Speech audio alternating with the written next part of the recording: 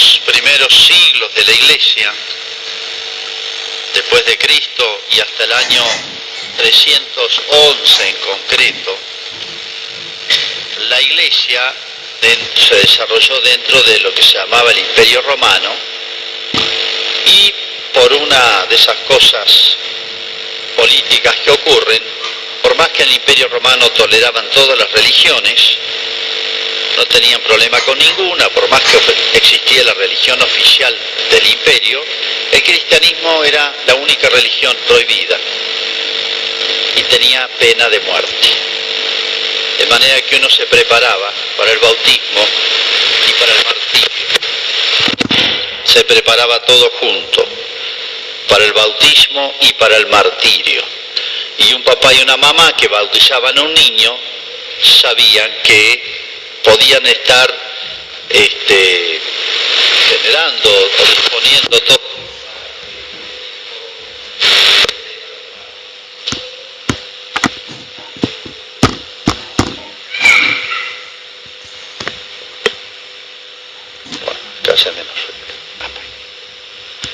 Bien, en esas condiciones la Iglesia paradojalmente se desarrolló y nunca creció con más fuerza que en esos siglos.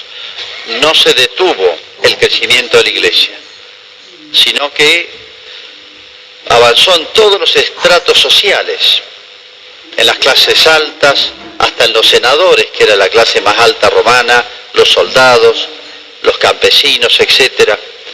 Tuvo muchísima fuerza. Y es curioso ver en los cementerios de toda esa época, que siempre es costumbre, en esa época era mucha, no solamente sepultar, sino poner el nombre, alguna circunstancia de su vida, su muerte, la edad, algún recuerdo de los familiares, sino que ponían grabados, figuras, pinturas, muy básicas, muy elementales. Y en las tumbas de los cristianos de esos años, la figura que más aparece es la del buen pastor. La figura que más aparece es la del buen pastor. Como diciendo, fíjense, en esos tiempos donde había la máxima inseguridad para un cristiano, la máxima inseguridad, porque nadie dejaba de tener familiares que lo hubiesen muerto y de las peores maneras, o lo echaban a los leones para las diversiones. Ustedes saben cómo eran en esa época las diversiones, imagínense lo que era eso, ver un familiar ahí echado a las fieras, o lo mandaban a trabajar a las canteras hasta morir, era terrible, o a remar, pero los ataban a los barcos, a los remeros, y se hundían con el barco, de manera que las posibilidades que le quedaban, si vivía, si no lo ejecutaban, eran terribles. Bien, fíjense que a pesar de todo, que podrían haberse quejado de Dios, como si somos cristianos, ¿dónde está el buen pastor? Sin embargo, con más fuerza se aferraron a eso.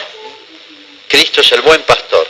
O sea, pase lo que me pase en mi vida, yo me siento seguro, como decía el Evangelio. Uno a este hecho sorprendente, y ahí nació la Iglesia, esa es nuestra cuna, los orígenes, por eso hay que mirar mucho allí. Uno a eso, algo que me dijo una persona días después que lo eligieron al nuevo Papa, al Papa Francisco, aquí en la plaza, ahí enfrente. Una persona medio desafiante me dijo, al ver los primeros gestos del Papa Francisco, me dijo esto: ahora con este Papa voy a volver a la Iglesia, y no con el nazi alemán que teníamos antes. Fíjense qué contraste, qué tiene que ver ambas cosas. Esa persona no creo que vuelva a la Iglesia, no sé por qué se fue, no sé qué significó para él volver, pero si volvía, sí, no volvía. ¿Qué es lo que quiso Cristo al fundar la Iglesia? ¿Qué es lo que hizo Cristo? La Iglesia es una sociedad, una institución única, no hay ninguna otra igual a la Iglesia. Pues la Iglesia no es una sociedad puramente espiritual, compuesta de ángeles. No, está compuesta de seres humanos. Nosotros somos parte de la Iglesia. No es puramente humana, como decir, vamos a fundar una mutual, vamos a hacer un club. un club de padres, un club de familias. No es eso, no es el Rotary Club, no es un partido político, no es un país. ¿Qué es? Nada de esto. La Iglesia es una institución humana y divina. Es rara, es única. Humana, en el sentido que, bueno, el jefe supremo es un ser humano.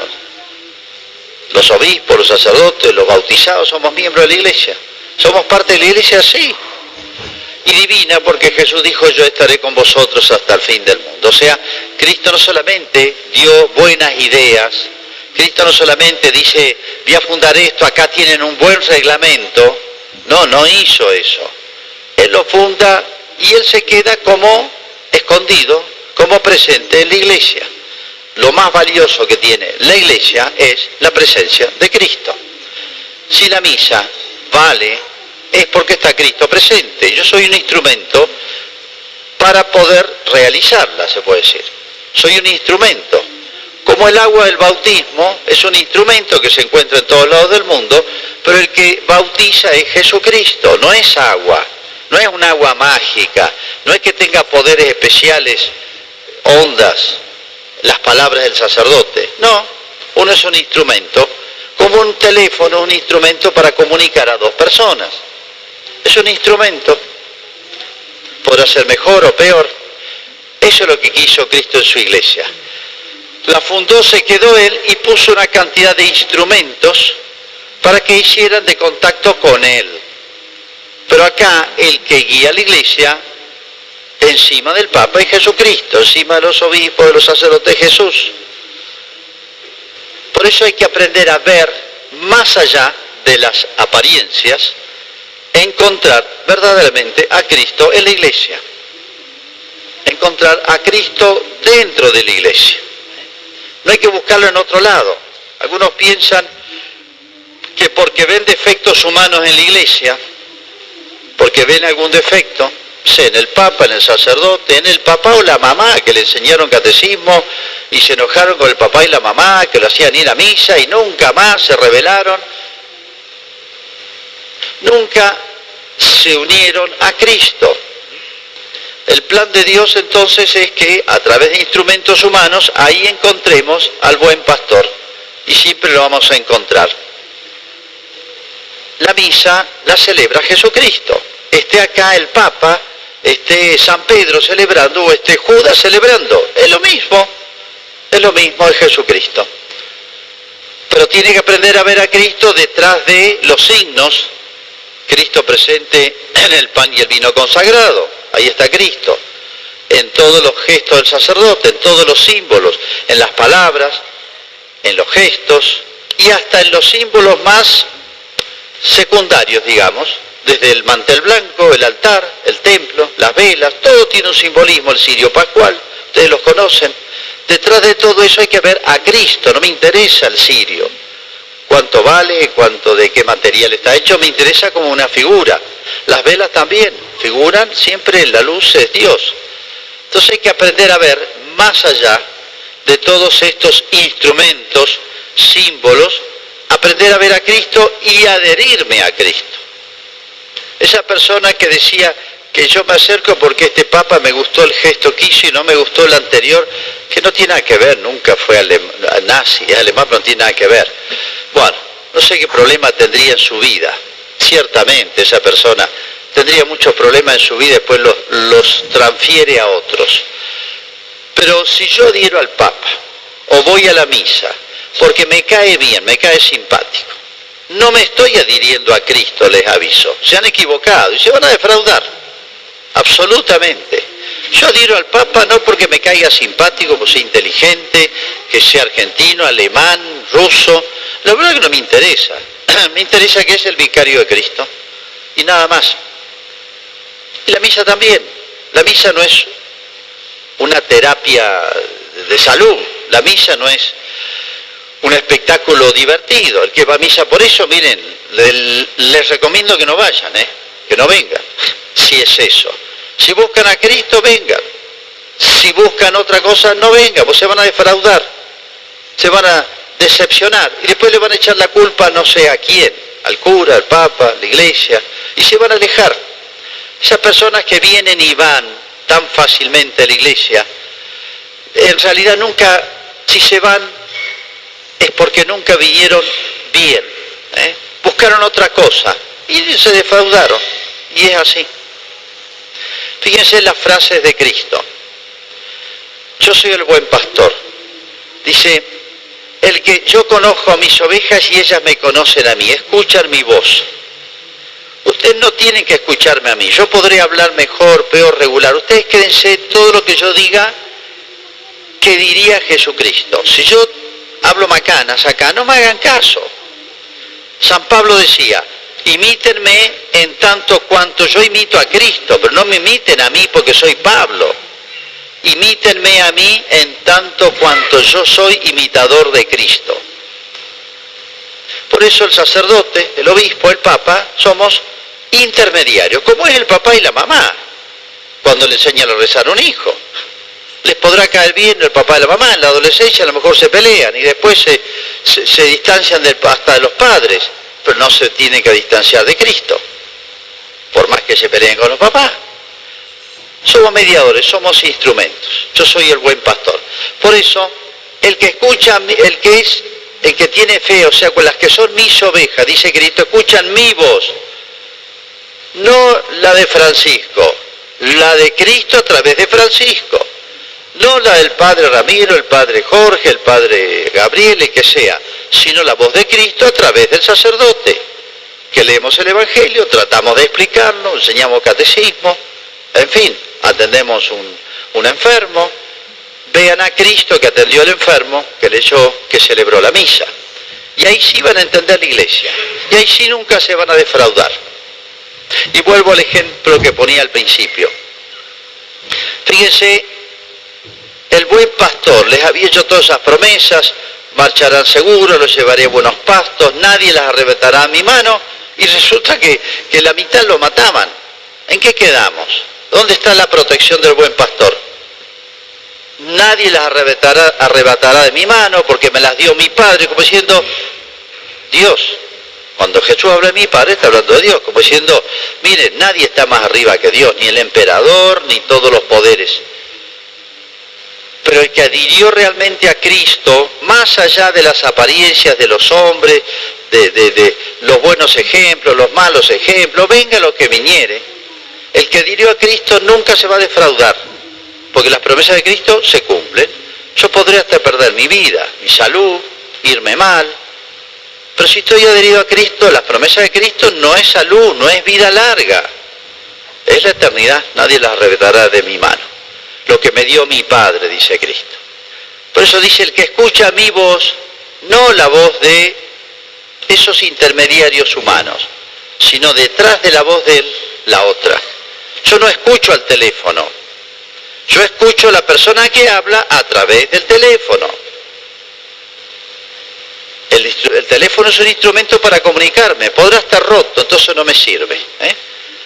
Ojalá ustedes estuvieran acá siempre sacerdotes santos, ejemplares, ojalá estuviera acá celebrando misa San Francisco de Asís, pero es lo que hay. Por eso, bueno, esté el sacerdote que esté el papa que esté, les caiga simpático o no, esté el obispo que esté, nunca pierdan el contacto con el buen pastor, que es el único que nos va a defraudar. Yo decía que esa persona, volviendo al segundo ejemplo, me decía, ahora voy a volver a la iglesia porque el otro no entendió la iglesia. No entendió la iglesia que quiere Cristo, que fundó Cristo. ¿Cuántas personas yo escucho? Tantas. No, yo no piso la iglesia porque fulano de tal, lo peor que hay, yo lo conozco, iba a misa. Yo lo he escuchado, pero a diario eso. Ustedes lo han escuchado igual o más que yo. Se equivocan, absolutamente. Entonces, así ni vayan, así ni vengan. Es como una cantera la iglesia. Es como una cantera donde dice, bueno, acá está la veta de oro, ahora está mezclada con escoria, y la escoria somos todos, Saquemos a la Virgen, saquemos a San José, saquemos 2 o 3, y todos los demás somos mezcla de bueno y malo. Podemos dar buenos ejemplos, buena imagen. Ojalá todos Yo me echo la culpa en primer lugar porque estamos más expuestos los curas. El Papa también, los obispos y los curas estamos muy expuestos. Pero ojo que vale para todos. Ustedes pueden acercar o alejar la gente. Fulano tal va a misa y bueno, yo le conozco la vida, es un desastre, entonces es un hipócrita, yo no voy. Se equivoca en su argumento. Se equivoca, pero punta a punta. ¿Pero alguna responsabilidad tenemos en eso? Sí. Toda, no. La culpa principal la tiene él. Pero ojalá todos los cristianos fuéramos intachables. Aún así tendrían razones para no acercarse. Miren, ¿qué razones podían dar contra Jesucristo? ¿Qué argumentos? ¿De qué podían acusarlo a Jesús de mal ejemplo? Y sin embargo, fue el gran argumento que dieron para matarlo. No solamente lo rechazaron, lo condenaron a muerte. Y díganme si Jesús tenía algo que podían acusarlo. ¿De qué acusarlo? De manera que, bueno, lo que pasó con Cristo también sigue pasando con la Iglesia. Entonces, que nos quede esta enseñanza. Nunca nos va a defraudar Cristo si nos unimos realmente a Él. Nunca nos va a defraudar. Cuando busquemos la enseñanza de Cristo, está en la Iglesia. Acá está la cantera, búsquenlo acá. Pero no escuchen el primer periodista que dice el Vaticano declaró, un obispo de Bolivia dijo tal cosa, y entonces todos dicen, miren lo que dice la Iglesia. No, lo dijo el obispo de Bolivia, o el periodista del Vaticano. Yo para averiguar qué es la enseñanza de Cristo en su Iglesia, no tengo que escuchar el último comentario que me hizo el último periodista de una frase que dijo un cardenal en Roma. Eso no tiene nada que ver. ¿Dónde hay que buscar la doctrina de Cristo? Es lo que se llama la doctrina de la Iglesia. Lo que enseña la Iglesia con su autoridad y que ha enseñado siempre y tiene documentos especiales donde está. Esto no es un reportaje de un periodista en la calle, eso no es la opinión de la Iglesia. De manera que cuando yo quiero escuchar al buen pastor, tengo que saber buscar como un buen minero sabe buscar la veta de oro en medio de la escoria y separarla. No me mezcle una cosa con la otra. Ciertamente no la va a hacer si es un buen ingeniero o un buen empresario. Entonces, yo quiero encontrar la doctrina de la Iglesia en cualquier tema. Ahora se ha planteado todo esto, el tema de la familia, el matrimonio, que si el matrimonio homosexual, que si no. Miren, ya la Iglesia lo enseñó, esto no depende del último Papa, no depende de un sínodo, ya está. La Iglesia, o Cristo a través de su Iglesia, ha ido enseñando en sus documentos. Hay que saber dónde buscar, en la Sagrada Escritura y en algunos documentos de la Iglesia, los que tienen una fuerza especial. Se llama el magisterio de la Iglesia. Entonces ahí, y van a encontrar toda una misma línea, coherente. Entonces acá no esperen novedades, grandes cambios, de un papa a otro papa, este papa contradice el anterior. No, eso es cuestión de los medios. Eso es cuestión de los ignorantes, que hablan de cosas que no entienden, y nos embrollan, nos confunden. La Iglesia tiene una sola doctrina, es la de Cristo. Nadie puede ni agregar ni quitar más, nada. El cielo y la tierra pasarán, pero mis palabras no pasarán. Tú tienes palabras de vida eterna, le dijo San Pedro. Entonces, cualquier tema que la Iglesia quiera investigar, bueno, va a las fuentes, va a la cantera, distingue, acá está. Es un tema un poquito más largo esto, explicarlo, donde encontrar genuinamente la doctrina de Cristo y no opiniones de uno, otro u otro cristiano, aunque sea obispo o papa, repito. Un papa o un obispo pueden macanear, como puedo macanear yo. Pero si a mí me contrasta lo que enseño con lo que enseñó la Iglesia desde siempre, yo quedo descartado si macaneo. Yo no voy a cambiar la Iglesia de Cristo. Si yo quiero buscar a Cristo, los 7 sacramentos, ahí está. Celebre quien celebre, bautice quien bautice, confiese quien confiese. Yo voy a buscar al buen pastor. Y ahí está Cristo, y ahí está siempre. Podríamos leer el texto. El que escucha mi voz, o sea, no a este o aquel porque me cae bien o porque dice lo que a mí me gusta, sino el que escucha mi voz, está hablando Cristo, no estoy hablando yo. El que escucha mi voz, mis ovejas, esa es mi oveja. Ellas me siguen. ¿A quién? A mí. No a este papa o al otro. A mí. Detrás de este papa o detrás de estos miembros de la iglesia. Y entonces sí, yo las cuidaré, nadie las arrebatará de mi mano, y yo les daré la vida eterna, porque mi Padre es el que lo protege, porque Dios está encima de todo. Bueno, este día se dedica a reflexionar sobre estos temas, tantos aspectos de la vida de Cristo y tantos aspectos de la iglesia, que bueno, la tenemos que ir conociendo de a poco. Es misteriosa la iglesia en el sentido de que encierra cosas tan grandes que a veces tenemos que darle muchas vueltas para terminar de entenderla. Y aprender a vivir dentro de la iglesia, y aprender a sentirnos seguros dentro de la iglesia, y a nunca defraudarnos de la iglesia. Recuerdo un viejo sacerdote, un hermano marista, que de alguna manera le debo mucho yo. Lo conocí ya de viejito y daba muchas charlas a los jóvenes muy bien. Me decía esto: si yo un día me levanto y me dicen que el Papa se casó con una monja, no pasó nada, a mí no me afecta para nada. Imagínense el lío que se armaría: título en primera página, programas de opinión, horas y horas en la televisión, todo el mundo opinaría, escándalo por todos lados, de todo. No pasó nada. No pasa nada, en la iglesia no pasa nada si pasara eso. O lo que ustedes quieran, no pasó nada. O sea, la iglesia de Cristo, porque es Cristo, no pasa nada, Él es garantía total. Como decía San Pablo, yo sé en quién me he confiado. Yo sé en quién me he confiado, como diciendo, no me va a defraudar nunca jamás. Bien, se dedica la iglesia a rezar este día por las vocaciones, porque, bueno, las cosas las quiso así.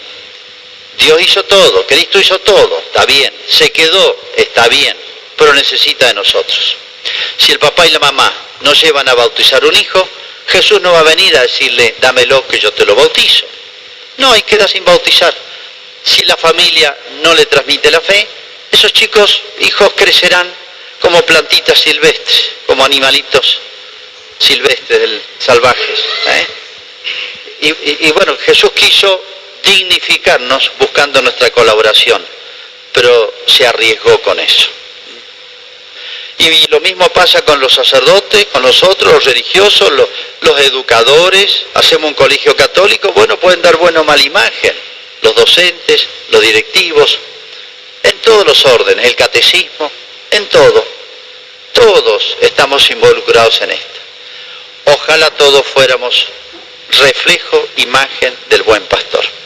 Pero especialmente recemos hoy para que hayan muchos y buenos sacerdotes. El mundo tiene necesidad de ellos. Ha bajado en el mundo el porcentaje alarmantemente de proporción de sacerdotes a fieles. En Malargüe se quejan que padre prometió visitarme y hace 6 meses no vino. El promedio en la Argentina sería que Malargüe tendría un sacerdote. Somos 7. El promedio nacional es que si acá hubiera el promedio que hay en el país, debería haber un sacerdote. Apenas tendría tiempo de celebrar misa, bautizar y atender a algún enfermo, y gracias. Pero ¿de dónde salen los sacerdotes? No se quejen. Yo pregunto a ustedes, en la familia de ustedes, ¿cuántos sacerdotes hay? En la familia de ustedes, ¿cuántos consagrados hay, religiosas? Entonces, es para preocuparse. Ojalá, y debiera ser lo normal, que en nuestras familias hubiese algún sacerdote, en nuestras familias más pequeñas. Y si no, algo pasó, algo pasa, algo faltó, algo no se dio. Muchas parejas, y Dios los escucha, cuando se casan piden algún hijo sacerdote. Y ciertamente si los piden, Dios se los manda. Pero para algunos es como un castigo tener en la familia un sacerdote. Claro, quieren que el cura les atienda el bautismo, los visite, les atienda el enfermo en el hospital, vaya a los difuntos de la familia, piden todo, pero no me toque a mí. He visto muchas familias buenas enojarse. ¿Qué hice de malo? Mi hijo quiere ser sacerdote, ¿qué habré hecho de malo, padre? Así me lo dicen, es una locura. Las madres, los padres tienen fe, cuando se casan, conozco a muchas parejas y Dios les ha hecho caso, piden tener algún hijo sacerdote y lo siguen pidiendo. Y repito, Dios se los manda. Rogad al dueño de la mies, es otra comparación, antes la del pastor, ahora es la del agricultor, que mande trabajadores para la mies, porque es mucho el trabajo y son pocos los obreros. El mundo se muere si desaparece esta mediación que, bueno, es necesaria, la de los sacerdotes, como es necesaria la de las familias, buenos padres, buenas madres. De todo necesita la sociedad, pero el sacerdote de una manera especial, porque es el que mantiene vivo el vínculo con Dios. Esta es nuestra intención para esta misa, y bueno, vamos ahora a hacer nuestra profesión de fe, para hacer especialmente afirmar nuestra fe en Cristo, el buen pastor que nunca nos defrauda. Creo en un